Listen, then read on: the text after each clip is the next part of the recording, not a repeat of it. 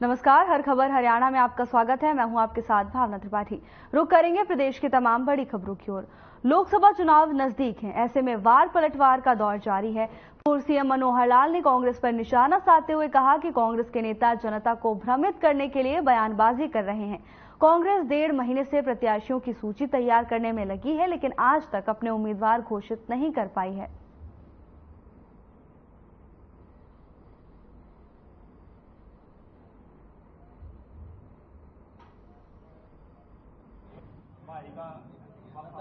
मित्रों, मैं प्राय पूरे हरियाणा में सभी लोकसभा क्षेत्रों में भी हुआ हूं और करनाल लोकसभा क्षेत्र जो कि मैं स्वयं चुनाव लड़ रहा हूं, इसलिए यहां तो विधानसभा अनुसार भी और उसके नीचे भी बहुत जगह पर मेरा आना जाना हुआ है। सारी व्यवस्थाएं सब बन गई हैं, कार्यकर्ता काम में लग गए हैं, कार्यालय सब खुल गए हैं। जैसा यहाँ का कार्यालय भी कुछ दिन पहले मैं स्वयं उद्घाटन के अवसर पर आया था, आज यहाँ कार्यालय के अंदर फिर मुझे आने का मौका मिला है, तो सब कार्यकर्ता अपने काम में लगे हैं। और आज की विशेष बात यह है कि हरियाणा के बहुत से और लोग भी, जिनको ये पता लगा कि यहाँ पर मैं आज शाम को रहूंगा, तो जो पार्टी ज्वाइन करना चाहते हैं उसमें बहुत से लोग आकर के मिले हैं। और प्रत्यक्ष एक हमारे जो क्या नाम मनोज बेगमपुरिया, ये बहुत अच्छा एक नौजवान और बहुत पहले से साथ में खड़े हैं, तो इन्होंने पार्टी ज्वाइन की है। इनके बहुत से साथी भी आज यहाँ आए हैं, लेकिन अभी तो केवल मिलने के लिए आए थे, लेकिन इनकी इच्छा होगी कि आज भी पार्टी ज्वाइन करो। बाद में एक बड़े कार्यक्रम में इनके और भी साथी होंगे, बड़ी रैली करके भी उनको सबको पार्टी में ज्वाइन कराएं। देश भर में लोकसभा चुनाव का डंका बज चुका है। एक तरफ बीजेपी ताबड़तोड़ प्रचार करने में लगी हुई है, तो वहीं कांग्रेस ने अभी तक हरियाणा में अपने उम्मीदवार घोषित नहीं किए हैं। इसको लेकर प्रदेश के पूर्व गृह मंत्री अनिल विज ने कांग्रेस पर तंज कसते हुए कहा, उन्हें बड़ी सलाह दी है। उन्होंने कहा कि कांग्रेस में कोई लोकसभा के उम्मीदवार नहीं है, तो वो अंबाला में एक दुकान है जहां बाराती किराए पर मिलते हैं, उनसे संपर्क करें, शायद वो प्रत्याशी किराए पर दे दें।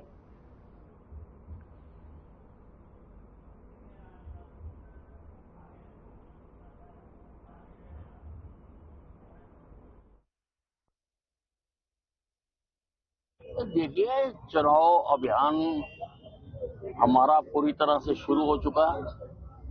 हम दुकान दुकान जाएंगे, घर घर जाएंगे, हर मतदाता को मोदी जी का पैगाम पहुंचाएंगे। जो कुछ मोदी जी ने किया है इस देश के लिए और जो वो करने का सोच रहे हैं, हम उससे लोगों को बताएंगे उसके बारे में। तो उनको मेरा ख्याल मिल नहीं रहे हैं, ढूंढ रहे हैं वो, और मेरा उनको सुझाव है। अंबाला लोकसभा की जनता नरेंद्र मोदी जी को प्यार करती है और अंबाला लोकसभा की जनता ने नरेंद्र मोदी जी को तीसरी बार देश का प्रधानमंत्री बनाने का निर्णय कर लिया है।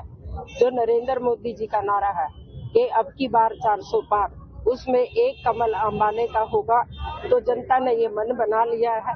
और आज अंबाला कैंट में मैं अपने बड़े भाई अनिल विज जी के साथ हूँ। पूरे बाजार में जाएंगे और इससे पहले हमने रोड शो भी यहाँ किया था, वो भी बड़ा जबरदस्त था। लोगों का समर्थन, लोगों का प्यार भारतीय जनता पार्टी के साथ है और भारतीय जनता पार्टी के साथ ही तीसरी बार देश का प्रधानमंत्री बनाने का लोगों ने मन बना लिया।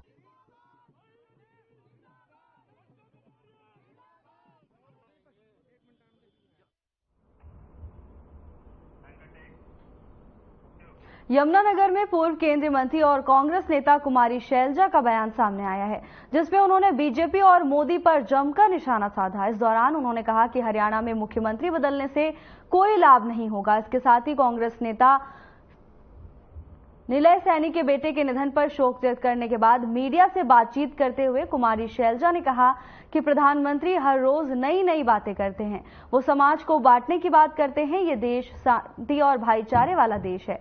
अब देश और प्रदेश में कांग्रेस की सरकार बनेगी जो समाज के सभी वर्गों को न्याय देगी। इसी को लेकर कांग्रेस ने अपना घोषणा पत्र जारी किया है।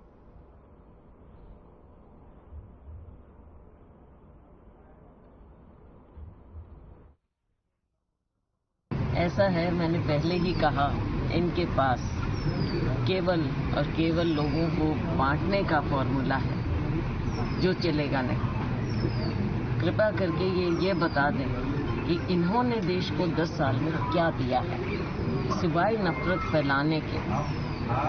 ये तो भारतीय नफरत पार्टी आप समझ लीजिए और कुछ नहीं है। ना आपने लोगों को रोजगार दिया है, ना आपने महंगाई कम की है। 10 साल का अपना लेखा जोखा ये बता दें। अगर इनके पास कुछ होता तो माननीय प्रधानमंत्री जी उसकी बात करते, भाजपा उसकी बात करती। आज भी केवल धर्म के नाम पर आप बंटवारे की बात करते हो।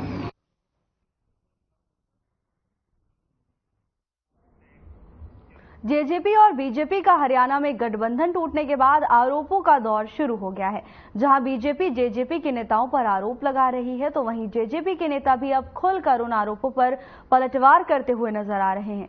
ऐसे ही जेजेपी के प्रधान महासचिव दिग्विजय चौटाला ने मुख्यमंत्री नायब सिंह सैनी के उस बयान पर पलटवार किया जिसमें सीएम ये कहते हुए दिखे कि अगर उन्हें कोई शिकायत मिलती है तो दुष्यंत चौटाला के खिलाफ उसकी जांच कराएंगे। जिस पर पलटवार करते हुए दिग्विजय चौटाला ने कहा कि जांच तो नारायणगढ़ में माफिया गैंग पर भी होनी चाहिए। जेजेपी के उम्मीदवार राहुल फाजलपुरिया ने बीजेपी के प्रत्याशी राव इंद्रजीत सिंह पर जमकर निशाना साधा और अपनी जीत का दावा करते हुए नजर आए और कहा कि 10 साल में डीजल वाहन तो 15 साल में पेट्रोल वाहन भी बैन हो जाते हैं, लेकिन राव इंद्रजीत को तो 20 साल दे दिए हैं, लेकिन अब जनता ने उन्हें बदलने का मूड बना लिया है।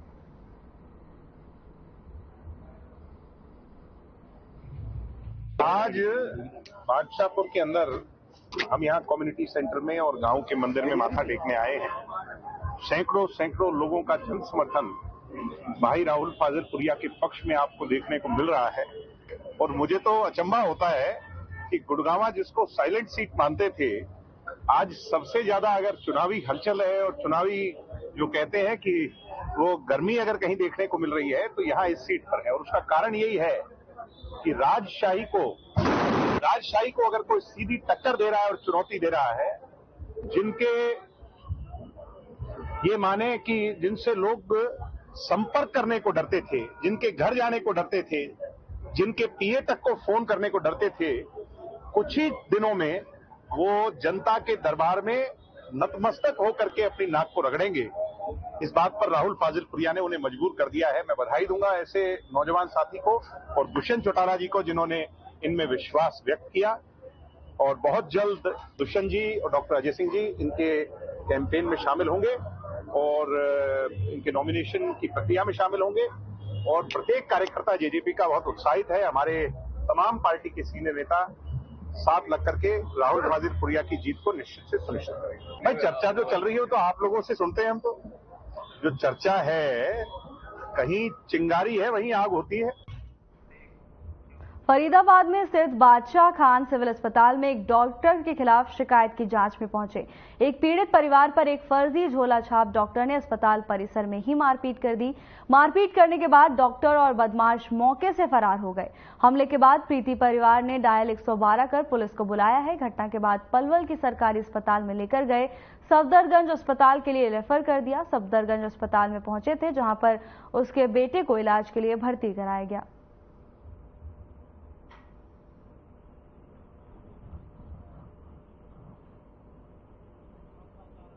हम इंक्वायरी पे से नीचे आए थे तो इर्द को गुंडे छुपे हुए थे, तो एकदम जब हम पीछे से जब अटैक करा एकदम मारपीट चालू कर दी हम पे सब पर। किस चीज की इंक्वायरी चल रही है? पैर की इंक्वायरी चल रही थी, उसने पैर बिगाड़ दिया था। किसके खिलाफ? और साबिर के खिलाफ चल रही थी। डॉक्टर है साबिर? हाँ जी, डॉक्टर साहब डॉक्टर है जी, डॉक्टर अच्छा, साबिर। कब हुआ क्या था पूरा मामला बताओ जी। हमारे लड़के का पैर का मसला था, उसने ना तो कागज दिया मुझे। मैंने उससे बोला अभी तक कागज दे दे, मैं लड़के को दाखिल कर लूँ कहीं और हॉस्पिटल में कर लूँ। उसने बोला तो पिटेगा और यहाँ पे या तो यहाँ से भाग जाना है तो मारपीट होगी। किस नाम से अस्पताल है? सना मेडिकल के नाम के। सर हम 112 से आए हैं, हमारे पास सूचना आई कि बीके अस्पताल में झगड़ा हो रहा है, तो हम तुरंत आ गए। आने के बाद देखा कि झगड़े वाले जो करने वाले थे वो तो हमें नजर नहीं आए, वो चले गए। बाकी हमने संबंधित थाना को इतला कर दिया, उनकी गाड़ी आ गया और कंप्लेंटर को लेके गया। क्या बताया था उन्होंने कहा जी झगड़ा हो रहा है, हमारे साथ मारपीट कर रहा है, पहले से कोई हमारी लड़ाई झगड़ा चल रहा है, किसी डॉक्टर की बात नाम ले रहा था। ये किसी इंक्वायरी में आए थे वो लोग?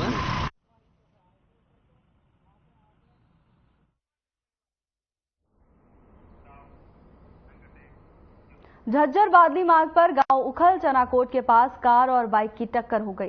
बाइक सवार शख्स के सिर में गंभीर चोट लगने से उसकी मौके पर ही मौत हो गई। हादसे की सूचना मिलते ही थाना सदर पुलिस टीम भी मौके पर पहुंची। मृतक बुजुर्ग के शव को कब्जे में लेकर पोस्टमार्टम के लिए झज्जर के नागरिक अस्पताल भिजवाया गया। सब इंस्पेक्टर राजेश ने बताया कि उन्हें हादसे की सूचना मिली थी। मृतक की पहचान श्री भगवान के रूप में हुई है, जो खुंगाई का रहने वाला है।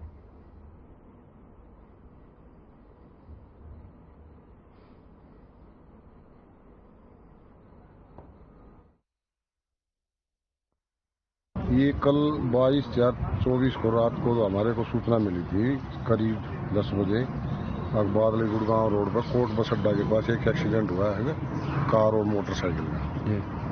जो हम मौके पर पहुंचे थे, इसको कार चालक वाला था, उसने आगे था, मोटरसाइकिल वाला पीछे था। जो उसने कार वाले ने अचानक ब्रेक लगने के कारण मोटरसाइकिल वाला टकरा गया पीछे से और चोट लगने के कारण वो इलाज के लिए यहाँ लेकर गया। डॉक्टर साहब ने मृत घोषित कर दिया। कार वाले के खिलाफ एक्सीडेंट का पर्चा दर्ज कर दिया है। मरने वाले के भतीजे के बयान पे। कहाँ से कहाँ जा रहा था? ये अपने झज्जर से अपने गांव खुंगाई जा रहा था। अच्छा। खुंगाई का रहने वाला था। झज्जर में टायर पंचर की दुकान थी।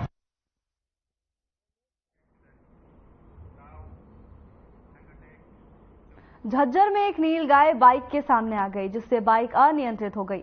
हादसे में एक व्यक्ति की मौके पर ही मौत हो गई। हादसे की सूचना मिलते ही पुलिस भी मौके पर पहुंची। जांच अधिकारी ने बताया कि कंट्रोल रूम से शिकायत मिली थी, जिसके बाद पुलिस मौके पर पहुंची और शव को पोस्टमार्टम के लिए भेज दिया गया है।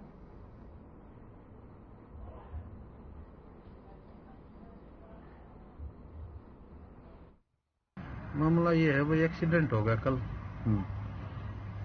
डाकला मोड़ के पास।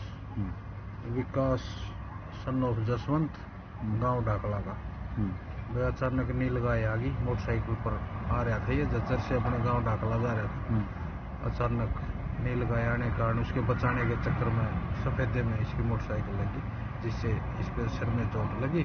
चोट लगने के कारण ये पोस्टमार्टम करा दे। पोस्टमार्टम में भी करा दे इसका।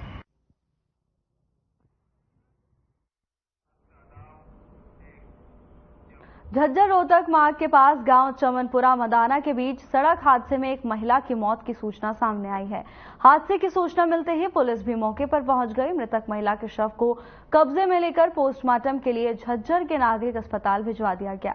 मिली जानकारी के अनुसार जांच अधिकारी ने बताया कि सुबह कंट्रोल रूम से सूचना मिली थी कि गांव चमनपुरा और मदाना के बीच सड़क पर हादसा हो गया है, जिसमें महिला की मौत हो गई है। मृतक महिला की अभी तक कोई पहचान नहीं हो सकी है।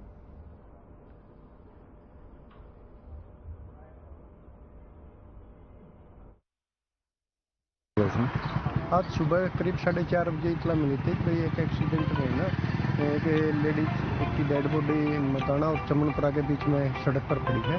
इस लाभ पर मौका पर पहुंचे थे।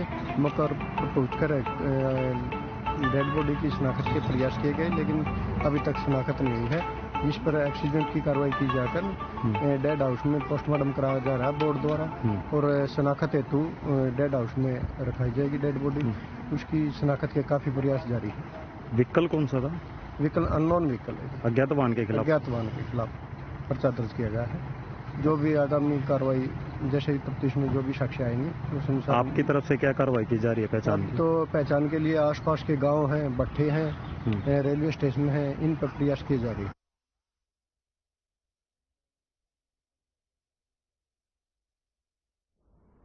खबर झज्जर जिले से है, जिसकी गांव निमाड़ा में खेतों के अंदर कुएं में एक शव मिलने से हड़कंप मच गया, जिसकी सूचना मिलते ही पुलिस मौके पर पहुंची और शव को कुएं से निकलवाकर पोस्टमार्टम के लिए नागरिक अस्पताल भिजवा दिया गया।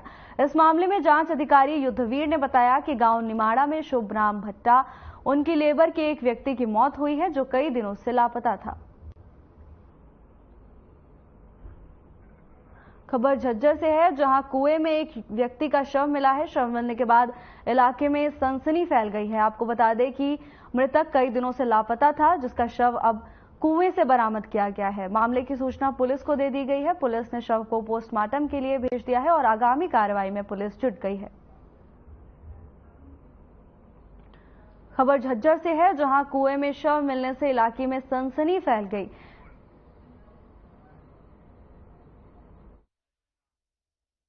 ये कंट्रोल रूम से सूचना मिली थी कल कि भी एक निमाना गांव के खेतों में कुएं में एक डेड बॉडी पड़ी हुई है। तो वहां जाकर देखा तो वो कि वो अपना सुबराम भट्टा है गांव निमाना में, उसकी लेबर का एक व्यक्ति गिरा हुआ था जो वो कई दिन से पड़ा हुआ था। वो घर वाले उसकी तलाश भी कर रहे थे, मिल नहीं रहा था। तो मौका पर जाकर वहाँ निकाला, घर वालों ने पहचान लिया, उसको बॉडी को डेड हाउस रखवाया गया। आज पोस्टमार्टम करा के और डेड बॉडी को दाह संस्कार के लिए वारसन के हवाले किया जाएगा। क्या नाम है इसका? नाम है जी नसीम। अच्छा। नसीम है, उत्तर बशीर, गांव फरीदपुर का है, जिला बरेली, यूपी। हुए ऑनर किलिंग मामले में पुलिस ने सभी 5 आरोपियों को गिरफ्तार कर लिया है। बता दें कि शहर के हनुमान कॉलोनी में एक युवक की चाकू मारकर हत्या कर दी गई थी। इस मामले में थाना प्रभारी जगदीश चंद्र ने बताया कि मृतक ने प्रेम विवाह किया था। इसके चलते सड़क की पक्ष की तरफ से उसकी जान ली गई, जिसके बाद पुलिस ने मामला दर्ज कर आरोपियों को गिरफ्तार कर लिया है।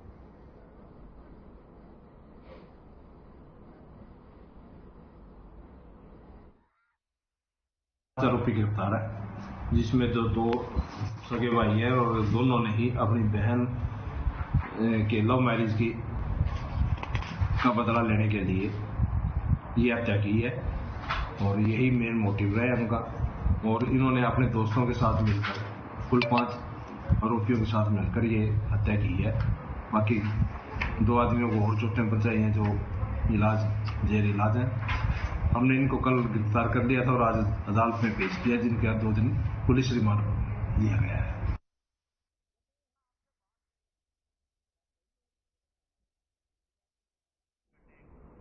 जाखल मंडी में लगातार मिलावटी सामानों की बिक्री की शिकायतों पर खाद्य सुरक्षा विभाग की तरफ से समय समय पर सैंपलिंग करवाई जा रही है। इसी के चलते मंगलवार को भी खाद्य सुरक्षा विभाग के डॉक्टर आजाद के नेतृत्व में टीम ने जाखल मंडी की एक दुकान में देसी घी, तेल और चीनी के साथ देसी ब्रांड के पदार्थों के सैंपल लिए हैं। इस कार्रवाई की सूचना मिलते ही दुकानदारों में हड़कंप मच गया। इसको लेकर खाद्य सुरक्षा अधिकारी डॉक्टर आजाद ने कहा कि जाखल शहर से लगातार मिलावटी सामान बिक्री की शिकायतें आ रही थी, जिसको लेकर शिकायत के आधार पर छापेमारी की कार्रवाई की गई।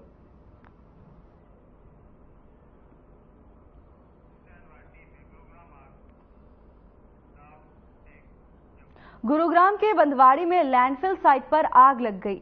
गाजीपुर लैंडफिल साइट के बाद एनसीआर का ये दूसरा कूड़े का पहाड़ धधक रहा है, जिसकी वजह से आसपास के इलाकों में रहने वाले लोगों को दिक्कतों का सामना करना पड़ रहा है। वहीं सूचना मिलने पर दमकल विभाग की दर्जन भर गाड़ियां घटनास्थल पर पहुंची। कड़ी मशक्कत के बाद आग पर काबू पाया गया।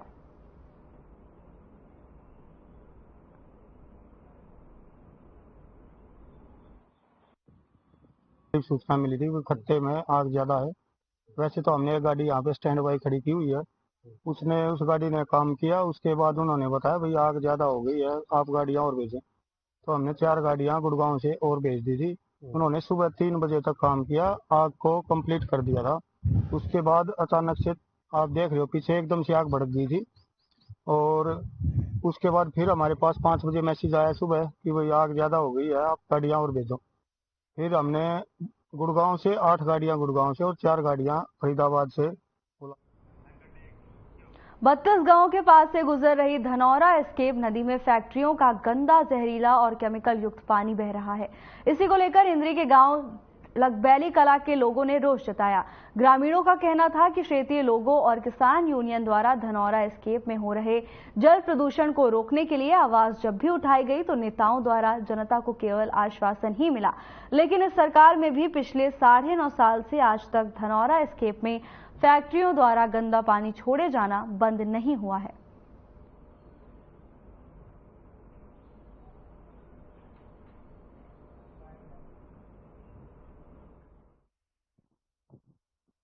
यह सरकार 1% भी पॉजिटिव नहीं है, क्योंकि इन्होंने सबसे पहले प्रदूषण का मुद्दा उठाया था। अगर हम पराली फूके तो दिल्ली वालों को 10 का चढ़ जाए, प्रदूषण हो गया, प्रदूषण हो गया। यूं प्रदूषण किसी ने नहीं देखता। किसका कहर कौन सुना? यहाँ तो ना खाता ना बही, जो बाबा कह रहे हो ही से यू काम है। इन्होंने इब खट रहा है चलो परमात्मा ने वो तो पेंडा छटवा दिया उस तो हरियाणा का पूरा जो को था बोला कि तो पानी के लिए बंद हो जाएगा। इंद्री जनसभा में भी इतने आदमियों की जनसभा में भी इस आदमी ने विश्वास दिलाया था। मोदी बार बार स्टेज पे खड़े हुआ स्वच्छ भारत बना दिया मैंने। स्वच्छ भारत के ये निशानी स्वच्छ भारत के आप भी देख लो, आम पब्लिक भी देखती है।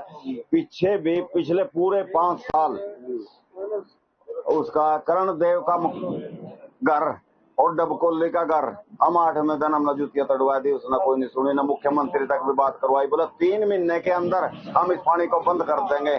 सीएम साहब ने भी खुद कहा, बोला 3 महीने में का पानी बंद कर दो, चाहे कुछ भी करो।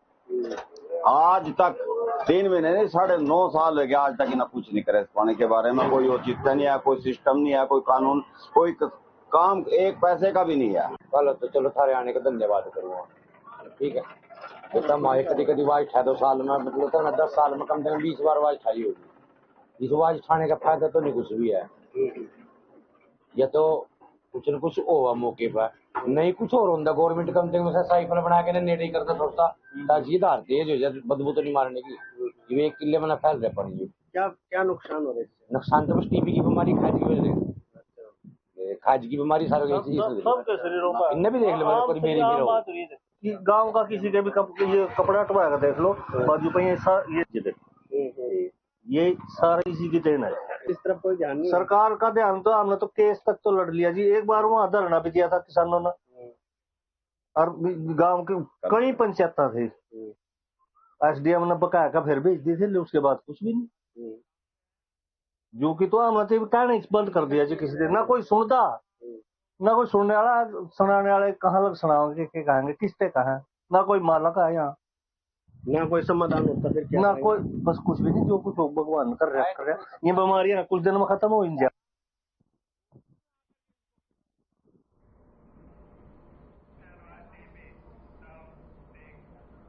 किसानों का रेल रोको आंदोलन जारी है। किसानों के आंदोलन से यात्रियों को मुश्किलों का सामना करना पड़ रहा है।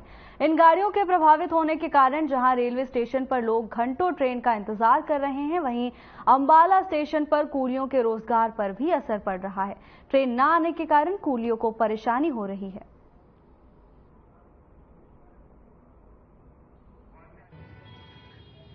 देखिए, अभी तक सुबह 5:30 बजे तक कुल 925 गाड़ियां मेल एक्सप्रेस और पैसेंजर इफेक्ट हो चुकी हैं, जिसमें 417 गाड़ियां कैंसिल हुई हैं, 186 मेल एक्सप्रेस और 231 पैसेंजर ट्रेनें। इसके अलावा 417 गाड़ियां जो हैं वो डाइवर्टेड रूट से अभी तक हम चला चुके हैं, जिसमें 416 मेल एक्सप्रेस ट्रेनें हैं जो कि डाइवर्टेड रूट से चल रही हैं। तो कुल मिला के 925 मेल एक्सप्रेस और पैसेंजर गाड़ियां हैं। इसके अलावा 103 मालगाड़ियां भी हमें डाइवर्टेड रूट से चलानी पड़ी हैं। तो कुल मिला के 1028 गाड़ियां इससे इफेक्ट हुई।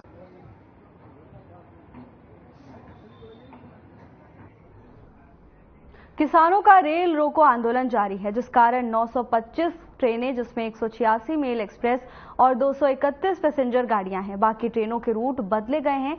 इन गाड़ियों के प्रभावित होने के कारण जहां रेलवे स्टेशन पर लोग घंटों इंतजार कर रहे हैं, अंबाला स्टेशन पर अपनी रोजी रोटी कमा रहे कूलियों को सबसे ज्यादा परेशानी का सामना करना पड़ा।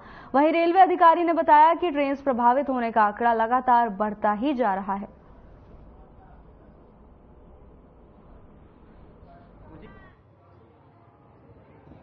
देखिए, अभी तक सुबह 5:30 बजे तक कुल 925 गाड़ियां मेल एक्सप्रेस और पैसेंजर इफेक्ट हो चुकी हैं, जिसमें 417 गाड़ियां कैंसिल हुई हैं, 186 मेल एक्सप्रेस और 231 पैसेंजर ट्रेनें।